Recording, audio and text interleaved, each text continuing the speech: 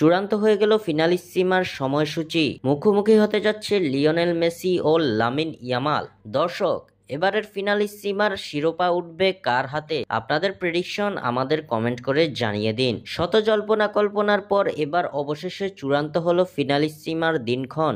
দক্ষিণ আমেরিকার শ্রেষ্ঠত্বের পুরস্কার কোপা আমেরিকা চ্যাম্পিয়ন ও ইউরোপিয়ান শ্রেষ্ঠত্বের পুরস্কার ইউরো চ্যাম্পিয়ন, এই দুই দল এবার লড়বে ফিনালিসিমার শিরোপার জন্য।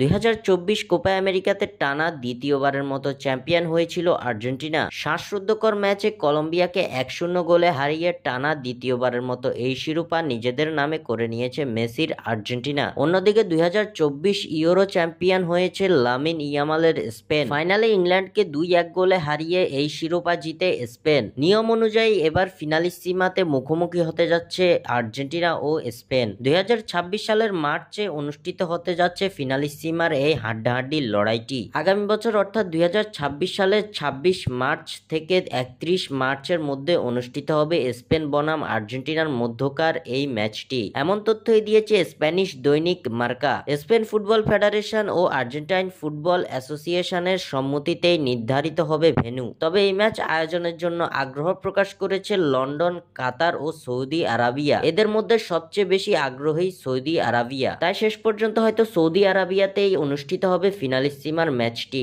স্বাক্ষর থেকে সাদবিন ইসলাম।